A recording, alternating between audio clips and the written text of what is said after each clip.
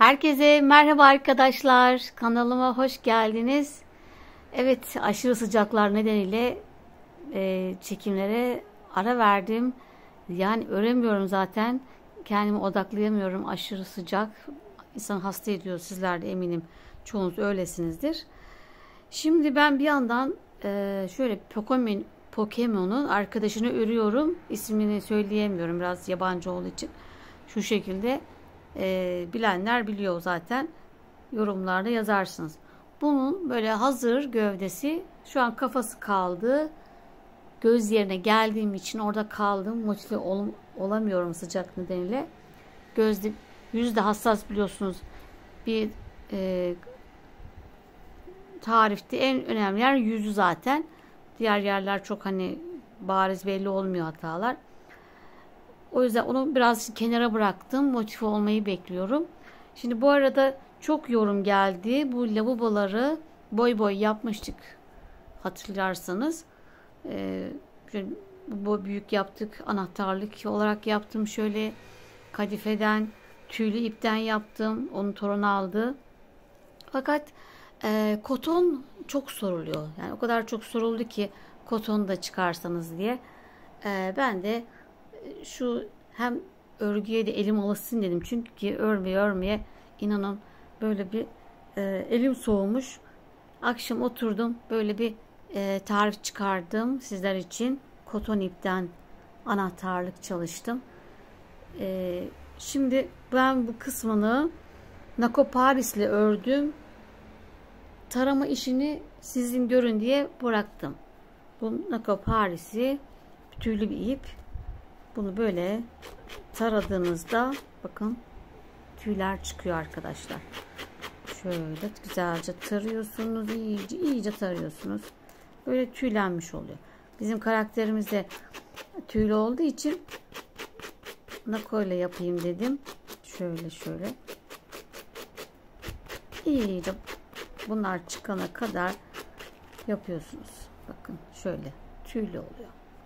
Bu ben daha sonra tararım. Şimdi size göstermek için böyle bırakmıştım. Videonun sonunda taramış halini en son paylaşırım arkadaşlar. Şöyle. Nako Paris'i böyle yerlerde kullanabilirsiniz. Hayvanlarda, erkek bebeklerde saç olarak da kullanabilirsiniz. Çok güzel oluyor böyle gerçek gibi tarandığında. Evet, şimdi bunu öreceğiz. Boyu da 15 santim olmalı. Ölçmedim. Şimdi bunu bu renk örmüştüm. Bu sefer mor çalışacağım. Bunu böyle gözünü kapalı yapmıştım. Böyle yapmak isteyenler için de sırasını göstereceğim. Bakalım bunda da şöyle bir göz var elimde. Şu uzun Tweety'nin gözlerinden. Şöyle küçük kaç 12 milim civarında uzun bir gözüm var. Bakalım nasıl duracak. Şöyle 10 milim de takabilirsiniz. Yuvarlak. Evet. Daha sonra göreceğiz. Bitince bakalım nasıl olacak. Ten rengi olarak yine Piria kullanacağım. Siz markaları takılı kalmayın. Zaten hep dokuları birbirine benziyor. Koton oldukları için. İstediğiniz markayla yapabilirsiniz. Evet. Şimdi bu da yine bu galiba Yarnark. Yarnark koton. Dediğim gibi evdeki yarımlarınızı değerlendirin. Hadi bakalım şimdi örmeye başlıyoruz. Hemen önce bir kafamızı çalışalım. Evet, tığında yine 2.20. Kafamızı yuvarlak değil de dikdörtgen şeklinde öreceğiz. Taban örer gibi. Kafamız çünkü uzunlamasına karakterin. Şöyle ipi sabitledik. 6 zincir çekelim. 2, 3, 4, 5, 6 zincir. Şimdi bir atlıyorum. İkincinin içine 3 tane sık iğne yapalım. 2, 3.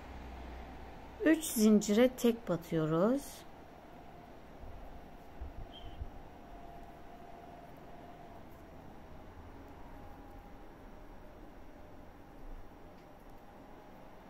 Şimdi son kalan zincirime yine 3 tane sık iğne yapalım. Köşeyi dönüyoruz. 2 ve 3 sık iğne yaptım. Şimdi buradaki zincirlerin hemen karşılarına denk gelen yere de 3 sık iğne, 1 2 3. Evet, birinci sıramızı tamamladık. 12 tane sık iğne oldu. Şuraya hemen ipi takalım. Farklı bir renk takalım. Evet, araya ipimi taktım. Birinci sıramı belirledim. İkinciye geçeceğiz. İsteyenler ayraç takabilir. Hani ona alışkınsanız. Şimdi bu 3 tane ilmeğe çift batalım. 3 tane peş peşe arttırıyoruz. Bu birinci. İkinci arttırdım. Üçüncü. Evet. Şimdi 3 sık iğneye tek batalım. 1 2 3. Şimdi diğer köşeye geldik. Yine buna da 3 taneye çift batıyoruz. Evet, 3 tane peş peşe arttıralım. Bu 1. İkinci arttırma. Üçüncü arttırma. Evet, 3 burada, 3 burada, 6 arttırma yaptık. Geri kalan 3 taneye tek batıyoruz.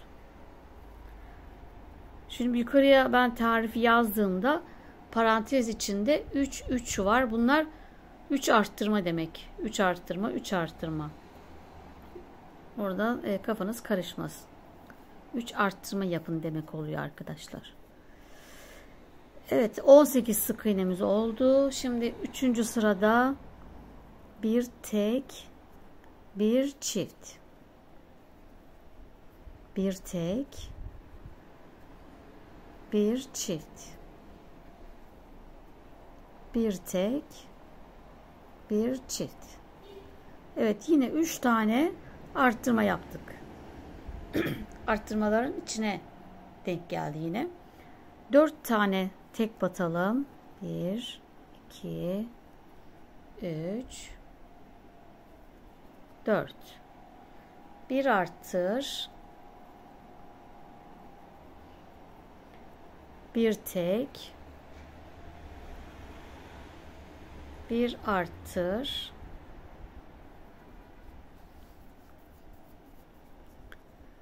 Bir tek. Bir arttır. Evet, 3 burada arttırdık. Geri kalan 3 taneye tek batalım. 2 3. Evet, 24 sık iğneye ulaştık. Hemen 4. sıraya başlıyoruz. 2 tane tek, bir arttır.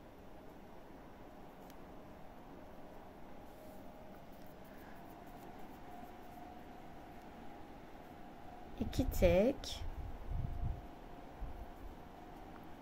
bir arttır. 2 tek, bir arttır. Evet, düz yere geldik. 5 tane tek batalım. 1 2 3 4 5 tane tek, bir arttır. Çift battık. Arttırma, çift batmak. 2 tek,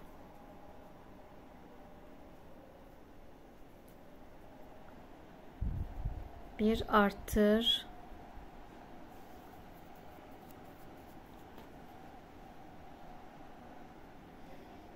2 tek,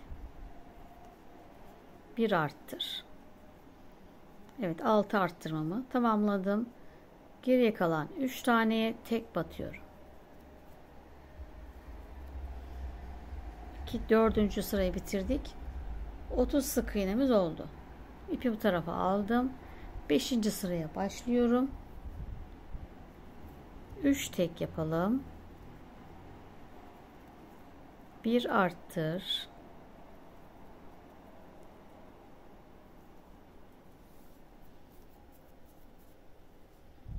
3 tek.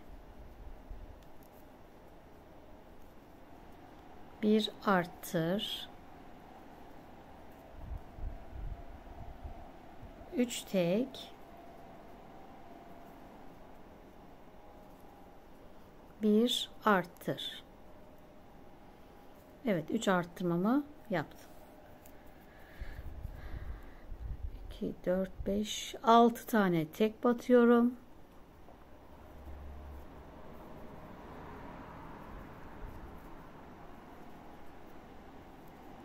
Evet, 6 tek, 1 arttır, 3 tek, 1 arttır, 3 tek,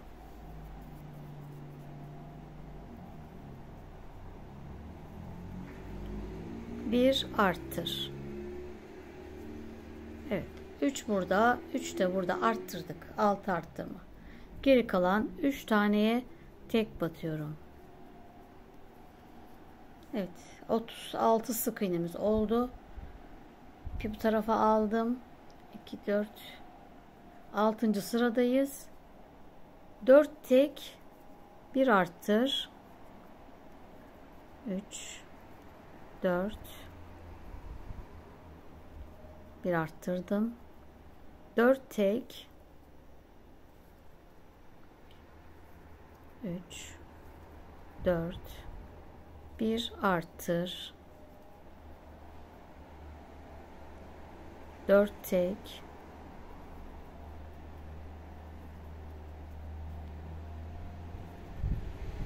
1 arttır.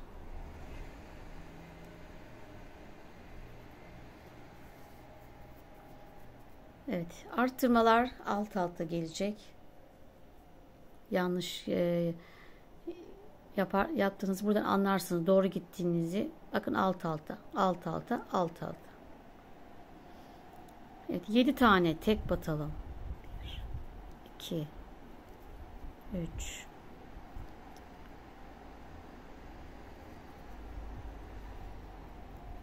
3, 4, 5, 6, 7, 1 arttır,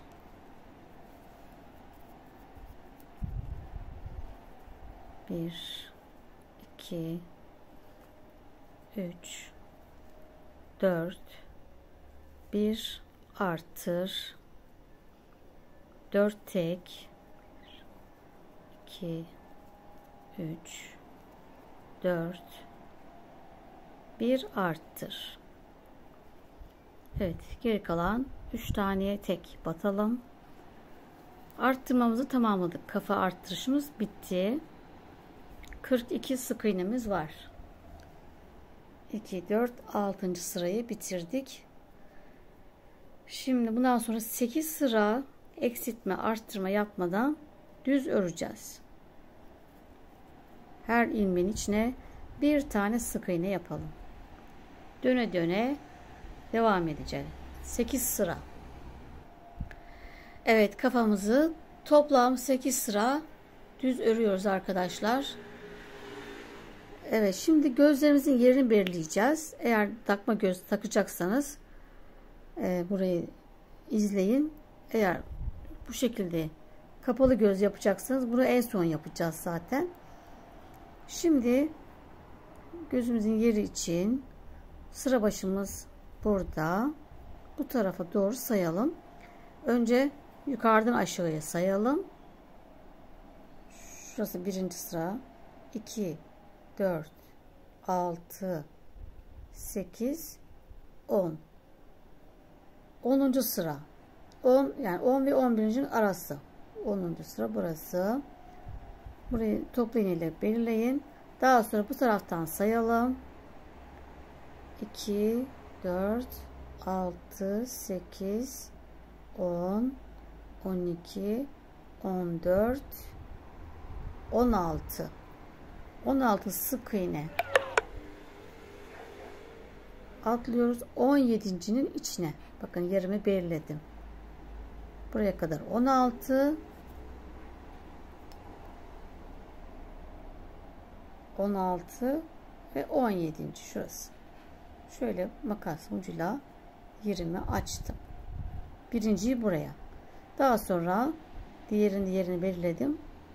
Buradan sonra 1, 2, 3, 4, 5, 6, 7, 8. 8 atlayıp 9. 9. da şöyle yerimizi açalım. Göz yerlerimizi bu şekilde belirlemiş olduk. Şu arttırmadan sonra sayarsanız bakın düz olarak 2, 4. sıra. 4 ile 5.'nin arası.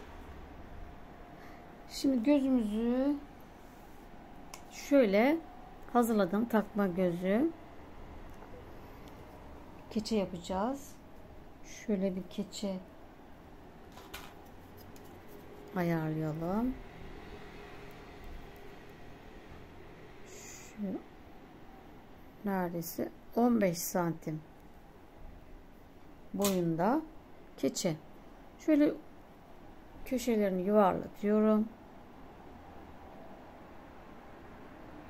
Yuvarlatarak kesiyorum.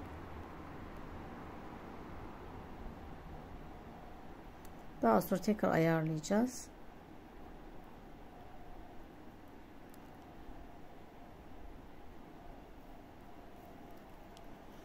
Şöyle ortayı katlayalım. Tam ortasından şöyle çok minik kestim. Bir de bu taraf yandan kesiyorum. Artı şeklinde. Düğmenin gözün gireceği şekilde kesme yaptım. Küçük bir kesik. Ya bu girene kadar kesin. Mesela tam girmedi. Biraz daha açacağım.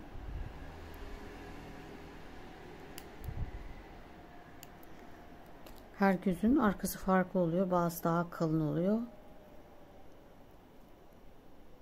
Evet, şöyle yaptık ya. Şimdi bunu bu gözümüze göre tekrar bir düzenleme yapacağız. Bakın şurada fazlalıklar var. Bunu keselim. Yamukları düzeltelim. Düzgün görünsün.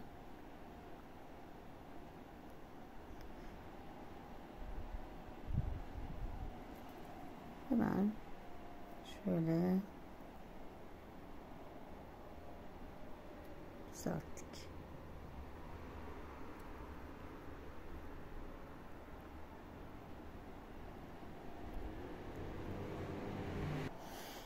Evet, gözlerimizin aklarını yaptık. Burada önemli olan iki gözün de birbirine yakın olması.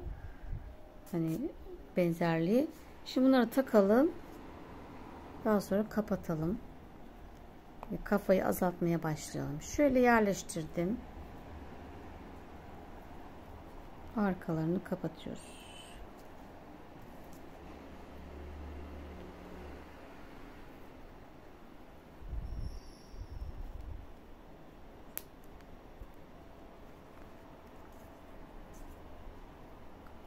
Mühürleme de yaparsak iyi olur. Daha hem de güzel, daha iyi görünür. Mühürleme işte çakmakla eritme arkayı.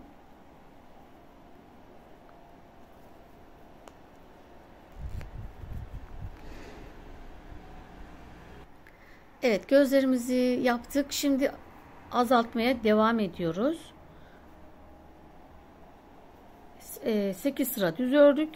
Şimdi aynı arttırdığımız gibi tersine gideceğiz. En son kaç yaptık mesela şurada? 2, 4 tek, 1 arttır yapmıştık. Şimdi 4 tek, 1 azalt yapacağız.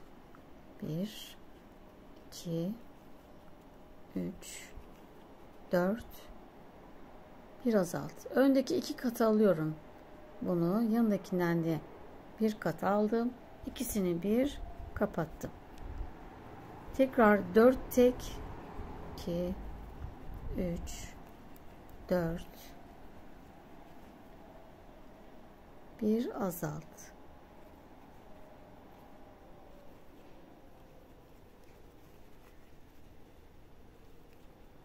Bir, 2, 3, 4,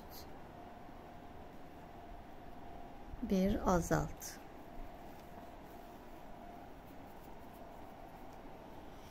Evet, hep aynı yapıyoruz. 7 tane tek örüp 2, 3, 4, 5, 6, 7, bir azalt. Tekrar 4 tek,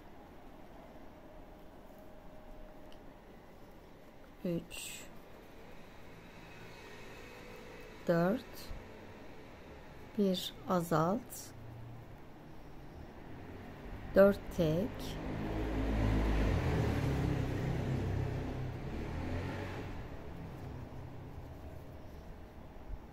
bir azalt. Evet, geri kalan 3 taneye tek batalım.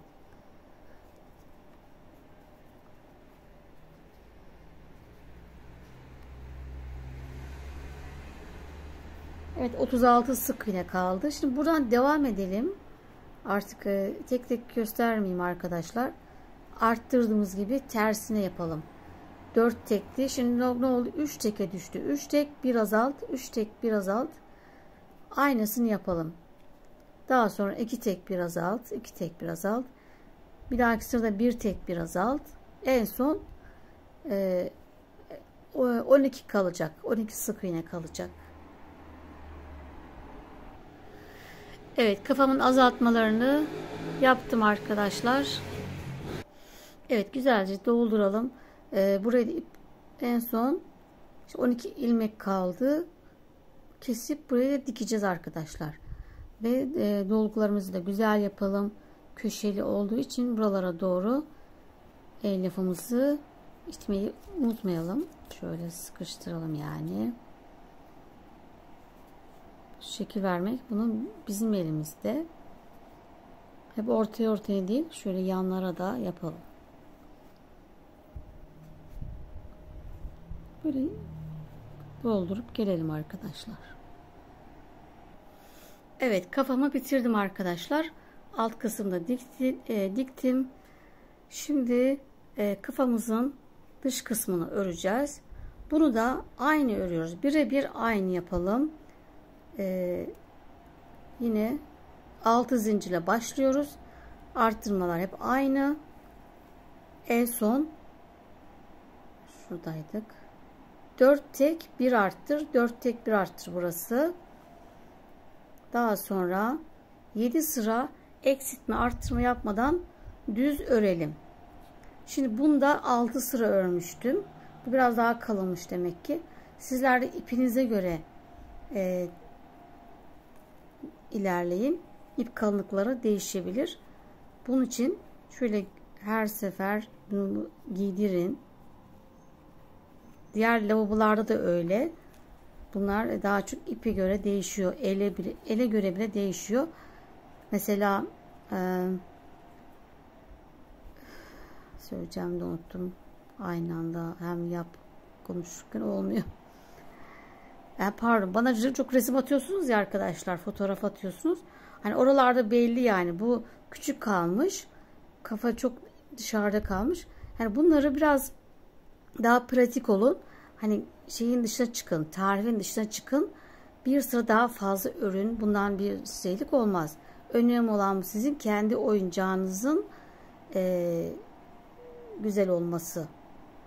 Hani bunlara benzemesi. Benzemediğinde bir sıra dediğim gibi fazla gelirse bir eksik yaparsınız veya arttırırsınız. Şimdi bu şekilde görüntüm. Bir sıra daha öreceğim. Bunu 8. düz sıramı, 8 derken şuradan sayalım. 2, 4, 6, 8, 10, 12, 13. 13 sıra ördüm. 14. sıramı HDC olarak öreceğim. Yani tekli trabzan. Tığım üstüne alıyorum. Hemen sıradakine batıp çıktım. İçinden geçirdim. Tığım üstüne aldım. Hemen sıradakine şöyle ilmeğimi batıp çıktım. İçinden geçirdim. Biraz uzatmış olduk yani. Şöyle batıp çıkıyoruz. 3 ilmeğin içinden bir seferde geçiyoruz. Tekli trabzan. HDC diğer adı. Terim olarak HDC. Eksiltme arttırma yapmadan sıra sonuna kadar örelim. Evet, sıramın sonuna geldim. İlmek kaydırıp bezini çekip kesiyoruz. Dikecek olanlar daha uzun bıraksınlar. Ben silikonla yapıştıracağım. Evet.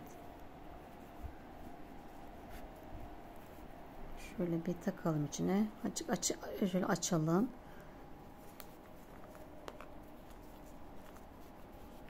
Biraz da maşaya benzedi. Şöyle ayarlayalım. Evet, bu şekilde yapmış olduk. Şimdi kulaklarımızı sayılarını vereceğim kulağımızın. Tekrar örmek için uğraşmayalım. Şöyle kulaklarımız. 6 ile başlıyoruz. Sihirli halka içine 6 sık iğne. İkinci sırada hepsini çift batıyoruz. 12 oldu. Daha sonra 5 sıra, bakın 2, 4, 5. 5 sıra eksiltme artırma yapmadan döne döne düz örelim. Bu şekilde koparalım. Kolumuz da aynı. 6 ile başlıyoruz. İkinci sırada hepsini çift batacağız. Daha sonra 2, 4, 5 sıra düz öreceğiz. Bunu beraber öreceğiz biraz sonra. Şimdi sadece kulakların böyle sayısını verdim. Böyle arkadaşlar. Şimdi ayağımızı öreceğiz. Evet, ayağımız bu şekilde minnak bir ayak yapacağız. Sihirli halkayla başlıyoruz. Ten rengimizi alalım. Orta parmağıma 2 kere doluyorum. Aradan geçtik. Bir zincir çektik. Bunu saymıyoruz. Sihirli halkaya sabitledik. Şimdi içine 6 tane sık iğne yapalım. Pardon, 8 tane. 1, 2, 3, 4, 5, 6, 7 ve 8. Şu alttan geleni çekeceğiz. Bakın şu alttan gelen. Şöyle odaklayalım.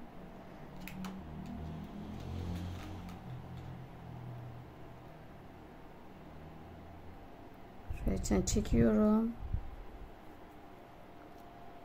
Tekrar bunu çekip sihirli halkayı oluşturduk. İlk ilmeğimize batıp ilmek kaydırıyoruz. Şimdi bir zincir, her ilmeğe çift batalım. Yani 8 tane peş peşe arttıralım.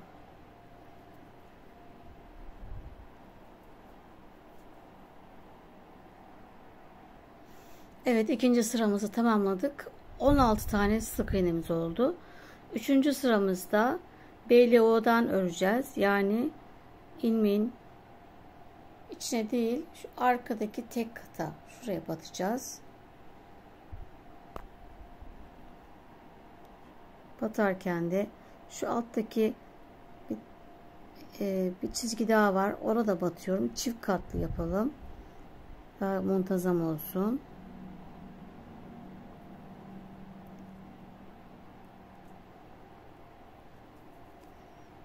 Sıra sonuna kadar her ilmeğe bir tane sık iğne yapıyoruz.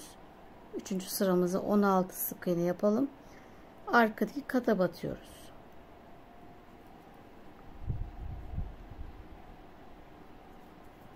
Ben örüp geliyorum. Evet, üçüncü sıramızı tamamladık. Burada ayağı bitiriyoruz. Şimdi bir alta geçeceğiz. Parmakları yapacağız. Ondan önce 3 tane ilmek kaydıralım. Sıra başımızdan itibaren. Şimdi bu 1. Çok sıkış yapmıyorum. 2. 3 tane ilmek kaydırdım. Şimdi azıcık şöyle uzatıyorum. İpimi rahatlaştırdım. Hemen altındaki, bakın hemen onun altındaki ilmeğe şu şekilde alttan girdim.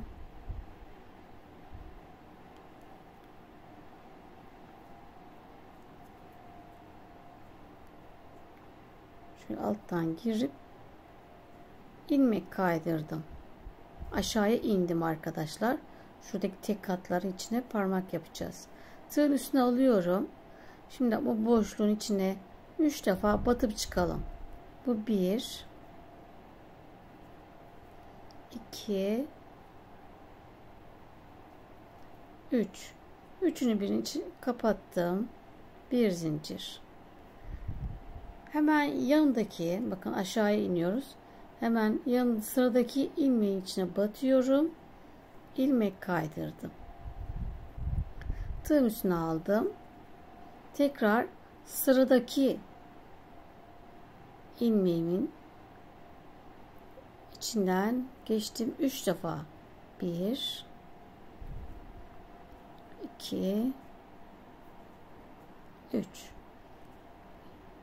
İçinden geçtim. Bir zincirle kapattım. Tekrar aşağıya ineceğiz. Hemen yanındaki şu, bakın ilmek yanındakine ilmek kaydırıyorum. Tutturdum buraya. Tığın üstüne aldım. Yine sıradaki ilmeğin içinden geçtim. 3 defa batıp çıkıyorum. 3. Üçünü de kapattım. Bir zincir. Bu 3 parmak oldu. Dördüncüyü yapacağız. Yine aşağıya iniyorum. Şu düz bakın şu tek katları yapıyoruz, parmakları. Sıradakini yine ilmeğimi kaydırdım. Tığım üstüne alıyorum. Tekrar sıradaki, bakın bu sıradaki, buraya da yine 3 defa batalım. 1, 2, 3. Üçünü kapattım. Bir zincir. Tekrar sıradaki tek kata batıp ilmek kaydır. Bir zincir ve ipimizi kesiyoruz. Evet. Bu şekilde ayak parmaklarını yaptık. Bu ipi de içeri çekelim.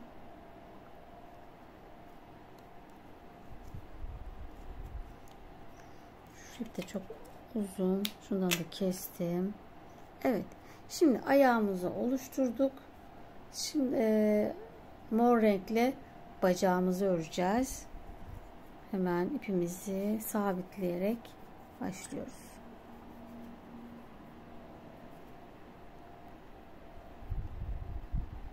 Evet. Hemen sıra başımıza gidiyoruz. Aynı yere.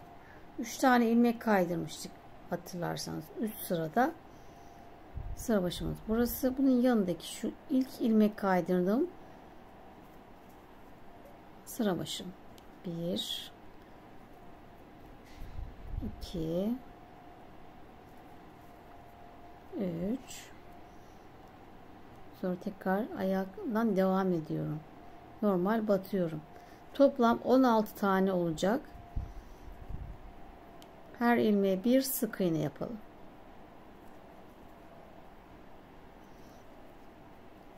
Evet, toplamda 5 sıra örelim. 2, 4, 5. 5 sıra döne döne örelim arkadaşlar. 16 ilmek.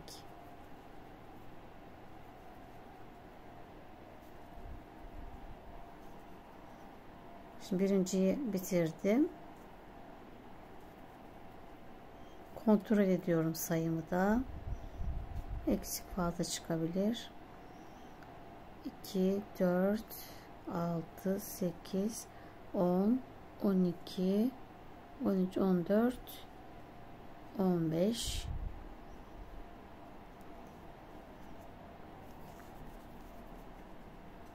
Evet, 16.'yı batıyor. Evet, buradan tekrar devam ediyorum. Her ilmeğe bir sık iğne. Evet, 5 sıra örüp gelelim. Evet, 5 sıra düz örgümü tamamladım. Şimdi bir tane yapıp koparıyoruz. İkinciyi de birleştireceğiz. Şimdi sıra başım burada. Biraz bir iki sık iğne öreceğiz. Bunun için de şöyle 4 parmak öne bakacak şekilde düz tutup şöyle düz tutuyorum. Katlıyorum. Ortayı bulmak için şöyle daha kolay olur. Şöyle katladım. Ortamı şöyle birledim. Buraya kadar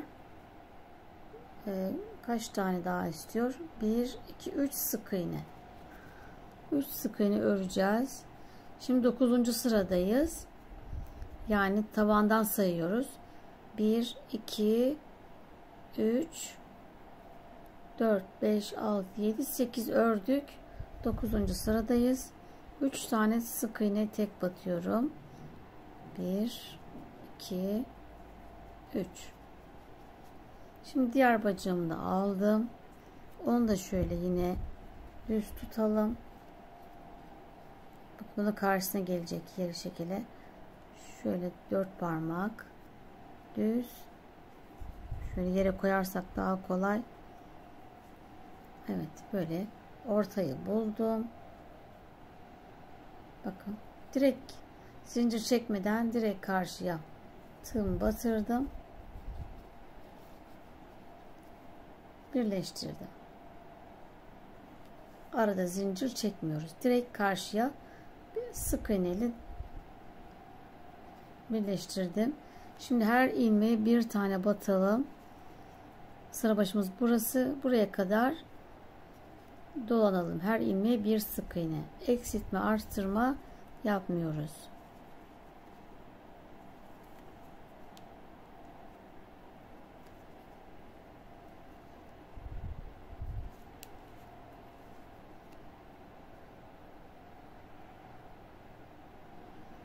Şurada, şimdi şurası.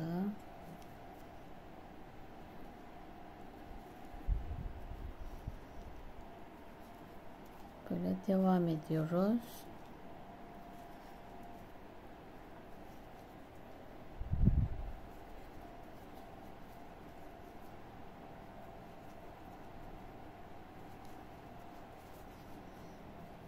Evet, şuranın dibine batıyorum.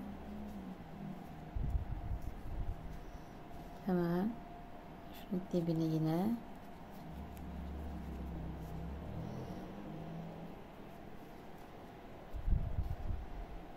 Evet, sıra sonunda 34 sık iğnemiz olacak. Şu aralara battığımız için delik olmasın diye aralara battım. Birleştirdiğim dibine yani. Şimdi bundan sonra 5 sıra düz örelim arkadaşlar. Bu 9. sıraydı. Şimdi ben 5 sıra örüp geleceğim. Evet, 5 sıra düz örgümü tamamladım. Şimdi 15. sıradayız. Sıra başımız şöyle arkaya aldım. İki yanda azaltma yapacağız. 10 tane tek batalım. 1, 2, 3, 4, 9 ve 10 tane tek battık. Bir azaltalım. Tekrar 15 tane tek batalım. 2 3 4 5 14 ve 15. Bir azalt.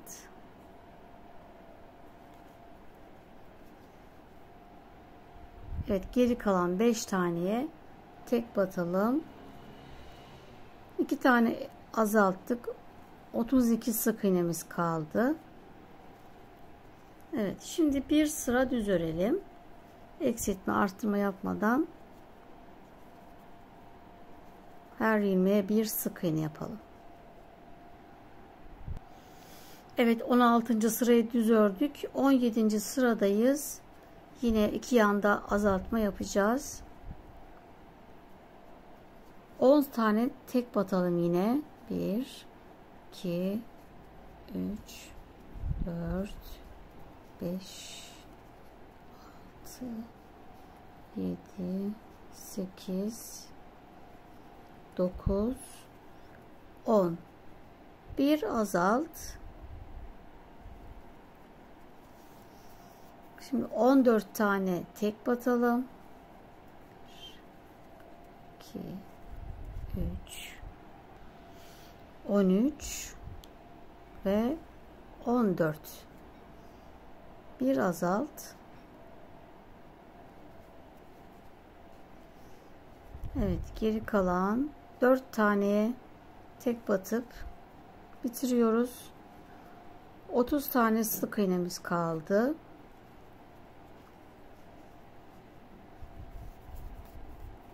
On 18. sıradayız. Yine iki yandan azaltma yapacağız. Şöyle katladığımda 2 4 6 8 9 tane tek batıyorum. Bir azaltacağım. Evet, 9 tek battım. Bir azaltıyorum. Tekrar 13 tane tek batalım. 1 2 3 4 12 ve 13. Tek battık. Bir azalt.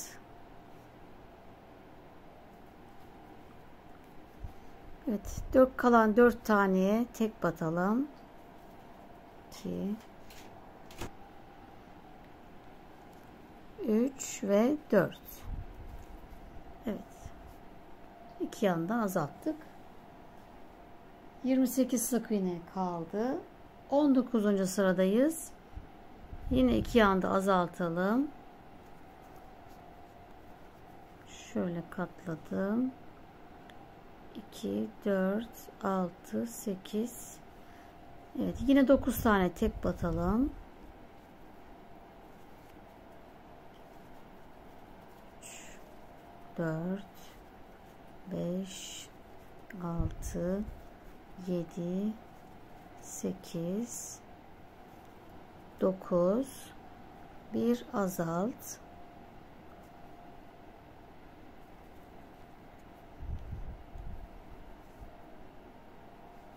Şöyle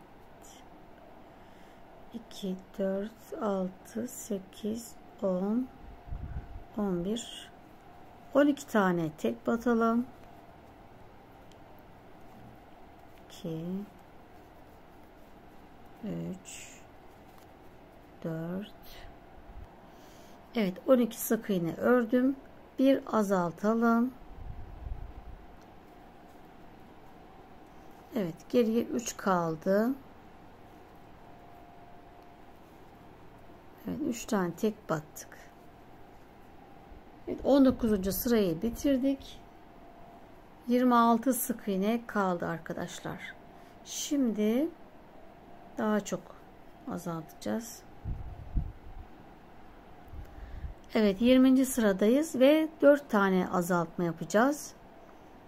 Şimdi 5 tane tek batalım. 1 2 3 4 5. Bir azalt.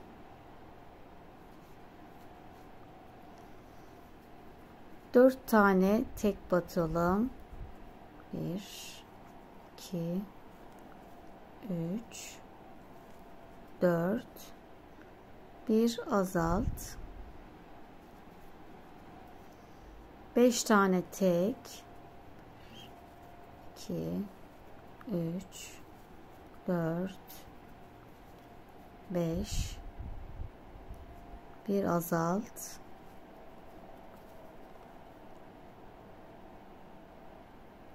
4 tane tek. 2 3 4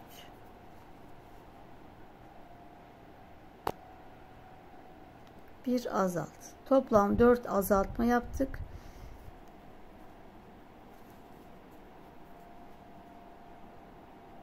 Evet, 22 sık iğne kaldı. Evet, şimdi gövdeyi bırakıp kolu yapacağız. Daha sonra birleştireceğiz. Ondan önce şöyle elyafla dolduralım gövdemizi bacaklara doğru. Şöyle doldurup gelelim. Hemen kolumuza başlayalım. Evet, 5 sıra düz örgümü tamamladım. Şimdi bir tane azaltma yapacağım. 8. sıramdayım ve hemen bir azaltmayla başlıyorum. Daha sonra hep tek batıyorum geri kalana.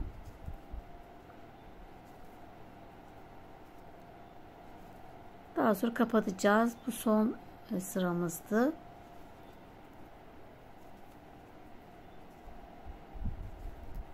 On tane tek batalım.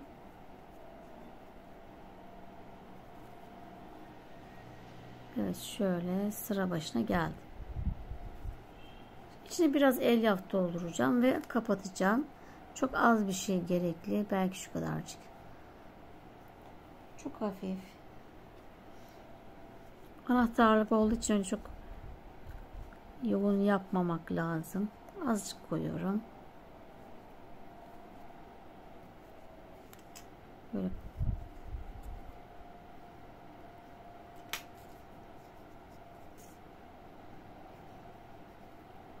Evet, şimdi de kapatıyoruz.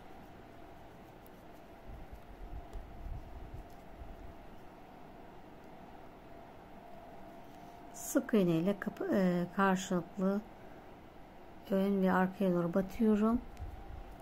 Örerek kapatıyorum.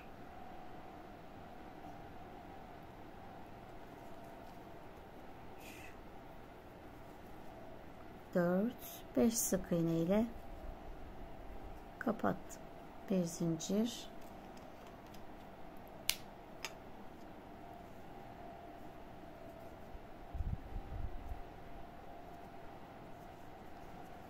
içeriye çekelim.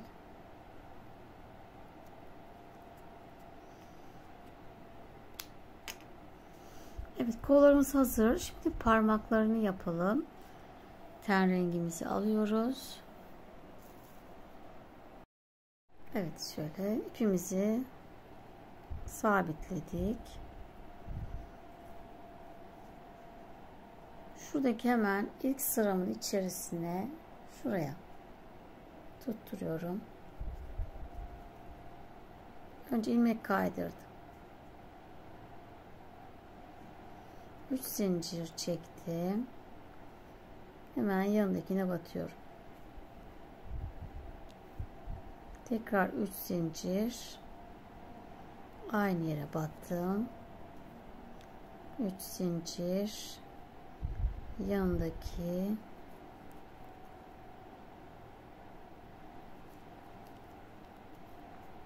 tekrar 3 zincir, aynı boşluğa tekrar battım. Bu şekilde parmaklarımı yaptım. Bir zincir çekip şimdi kestim.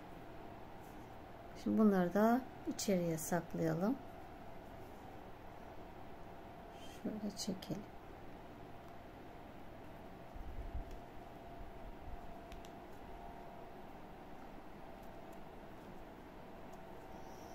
Evet, diğer ellerimi de yapıp geliyorum arkadaşlar. Evet, kollarımızı da hazırladık. Şimdi hemen takalım. Evet, 21. sıradayız. 7 tane tek batıyorum. 1 2 3 4 5 6 7. Şöyle katlayarak buluyoruz kollarımızın yerini. Katladık, ortaladık. 5'i buldum ortada. Evet, şöyle alalım. Şuraya değil de bakın arkadaşlar, buraya değil, bir alta şuraya batarak ekleyeceğiz. Buraya yapmıyoruz. 1 2 3 4 5. Şuraya battım. Karşıya.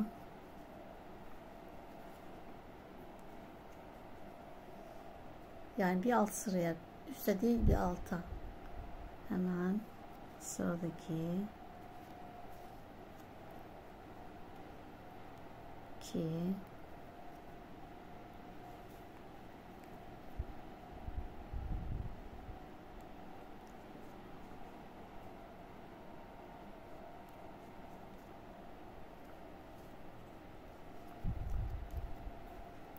3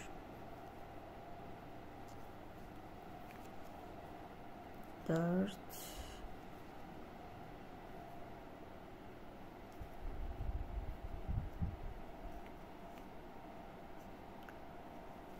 ve 5 tane. Evet, 5 sık iğneli kolumu taktım. 6 tane tek batalım. 1 2 3 4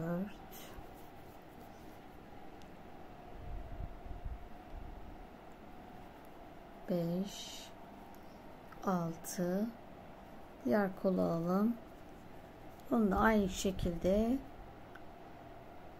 hemen şuradan değil, bir alttan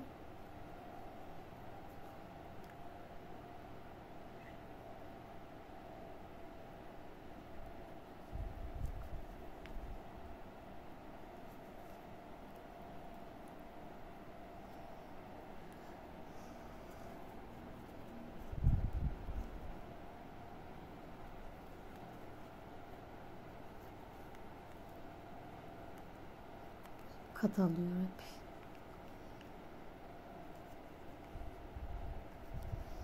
Evet, bunu da ekleyip geliyorum arkadaşlar. Evet, kollarımızı bu şekilde taktık. Şimdi bir sıra düz öreceğiz ve bitireceğiz. Son sıramız 22 tane sık iğneye tek batalım. Evet, 22. sıramızda bitiriyoruz.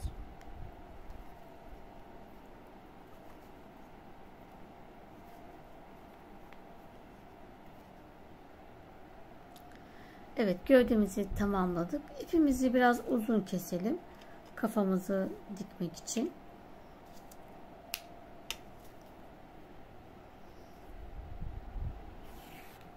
Evet, gövdemizi bitirdik. Kafamız bitti. Kafamızdaki, şimdi yüzümüzü yapalım. Kulaklarımızı dikelim ve bitirmiş olalım. Şimdi böyle kalmıştık. Burnumuzu yapacağız. Ben bunda birincide bu şekilde işledim. Küçük bir üçgen burun yaptım. Şimdi bunu da yapıştıracağım. İster böyle yapın. Tam ortayı bulup şöyle 3 sık iğnenin içini yaptım. Burada da tam şuraya bir küçük keçe keseceğim. Evet, şöyle küçük bir keçemizi katlayıp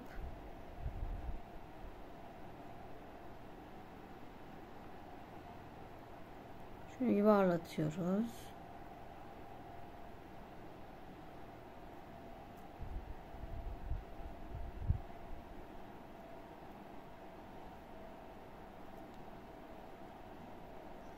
Bu bayağı büyük de bile oldu.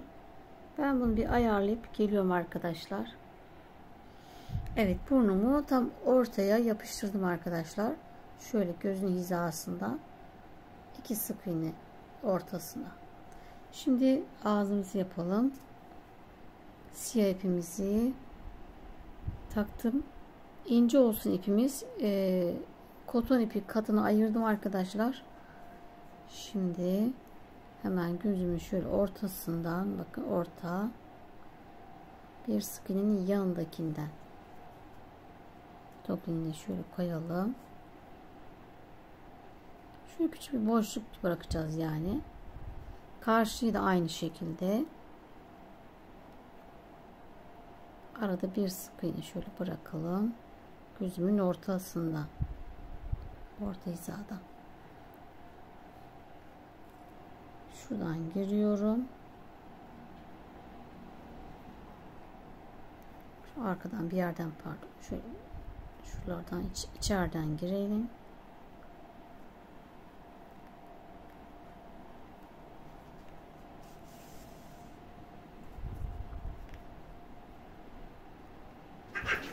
Allah'ım! İşte aklım aldı bu kediler ya. Arkadaşlar ya. Dikkatimi de dağıtıyorlar. Evet. Aynı hizalarımızı takip ediyoruz. Şurası. Buradan bakın şöyle şekil vereceğiz ağzımıza.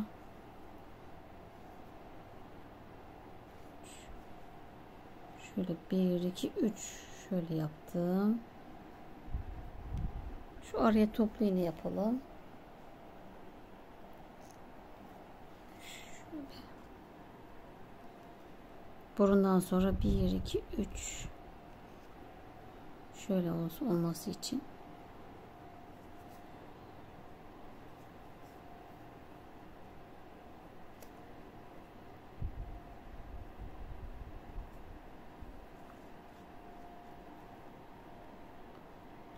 Toplu iğneyle şöyle şekil verelim.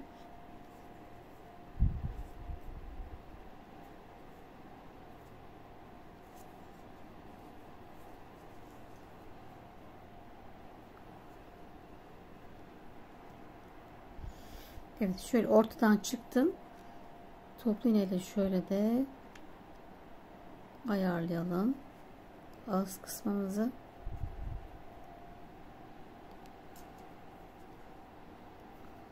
Daha sonra ipin ortasına batarak bu siyah ipi böyle sabitleyelim. İçinden geçiyorum.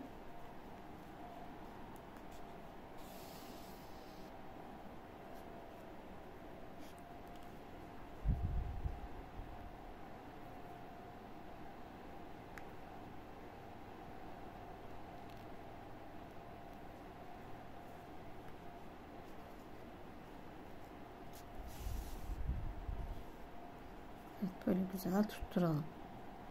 Buraya da aynı yapalım arkadaşlar.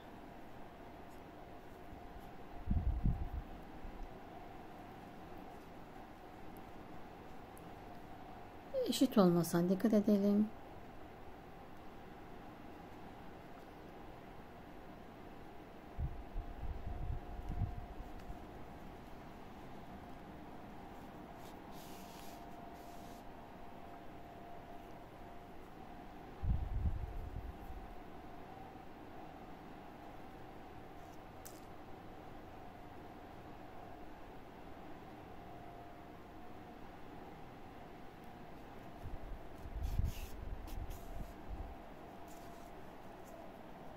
Evet.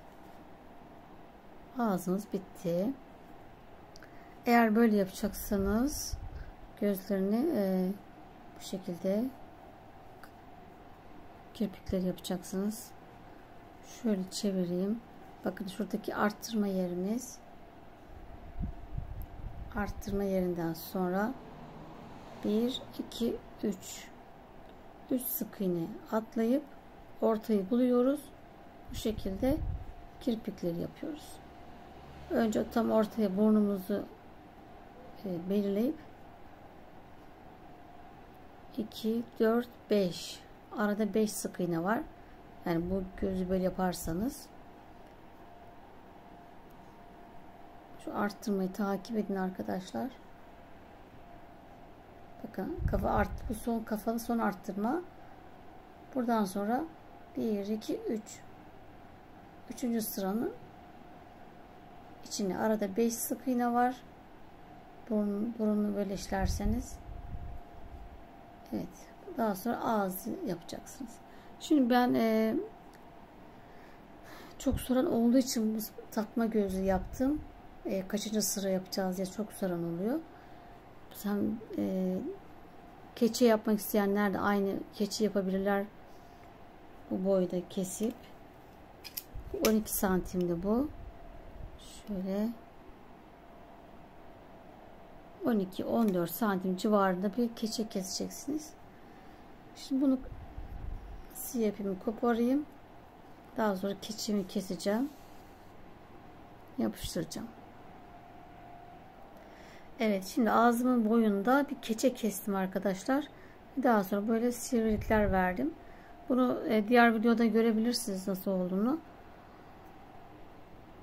Şimdi silikon tabancam ısınırken kulağımızı yapalım. Bunu sonra bu şekilde yapıştıracağım.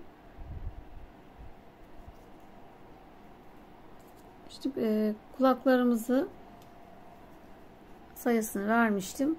Şimdi şu dışındaki kulağımızın iç kısmını yapalım. Nasıl yapacağımızı şöyle ilmek kaydırarak yapacağız. Şu ipimizi sabitliyoruz. Şöyle aldım. Şöyle ortadaki sık iğne kalacak şekilde ayarlayalım. Bakın ortada 1 2 tam ortadaki sık iğne kalsın. Şuradan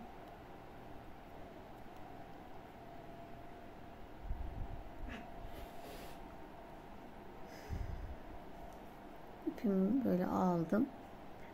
Bu tarafa aldım. Bakın hemen bir üst sıraya batıyorum. İlmek kaydırıyorum.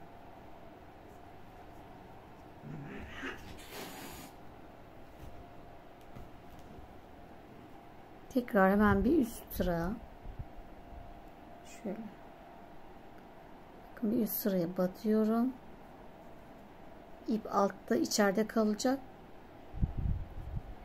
İlmek kaydırıyorum. Yukarıya doğru.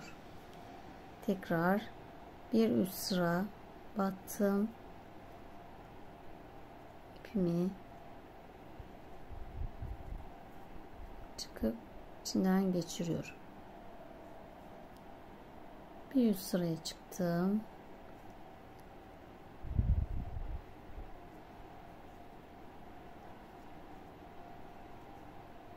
İçinden geçirdim.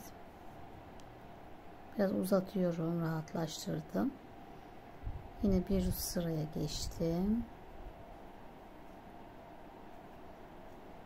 İçinden geçtim. Şimdi şurada tam ortaya batıyorum. Şurayı dönmek için.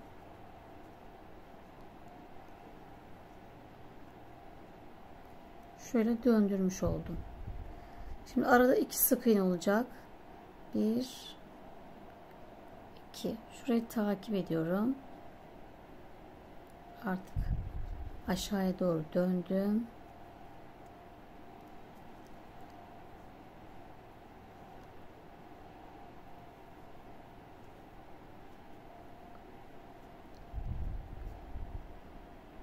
Bir alta iniyorum. Tekrar bir alta. Bakın aradaki sık iğne olacağı için sıram belli. Onu takip ediyorum.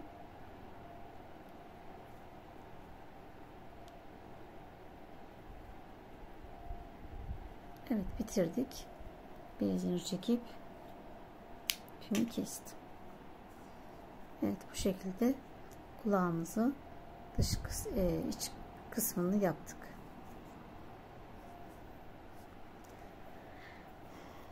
Evet, şimdi kulağımızı dikeceğiz. Şöyle yerini güzel oturtalım. Ayarladıktan sonra kulağımıza şöyle dikelim. Evet, dikmeden önce şöyle bir kulağımızın yerini belirleyelim. Birinci kulağını. Şöyle bakalım. Şu ortadaki sık iğne boşluk bırakıyorum. Şöyle. Bir daha sonra bakın. Şurası.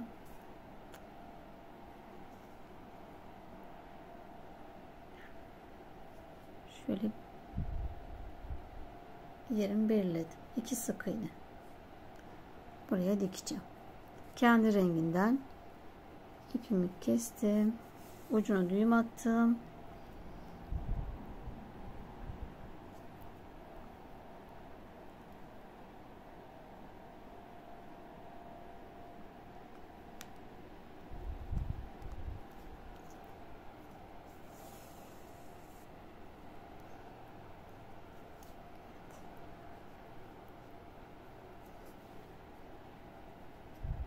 Şimdi bunu tutturdum. Şu kulağımın şöyle ikisinin içinden geçiyorum.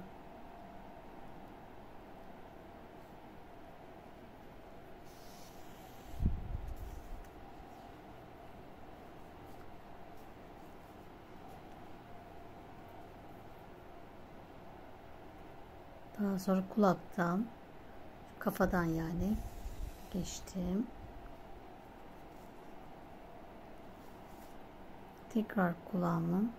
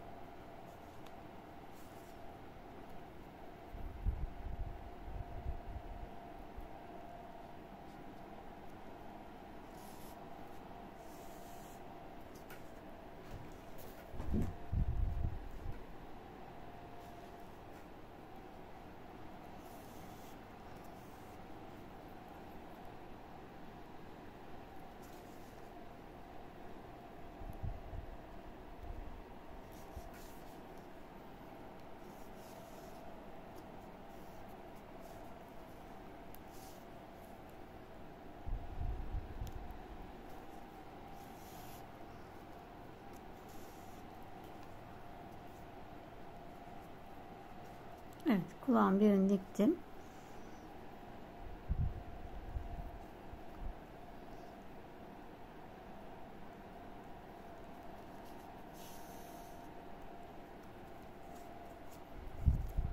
Diğerini şu şekil ayarlayıp aynısını yapalım arkadaşlar. Evet, kulak dikişlerimi tamamladım. Ağzımı da yapıştırdım. Arkadaşlar silikonla, sıcak silikonla, soğuk silikonla da olur. Tekstil yapıştırıcıyla da yapıştırabilirsiniz.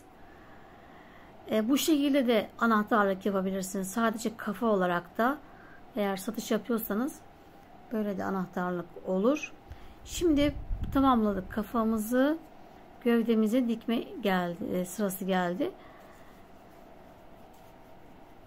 Güzel dolduralım. Son boşlukları da doldurup kafamızı dikip bitirelim.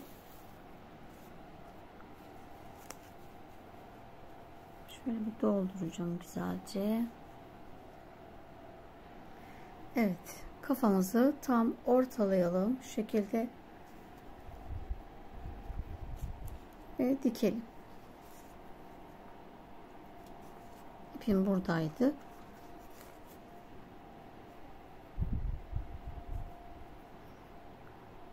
Bir kafadan, bir gövdeden alarak dikelim.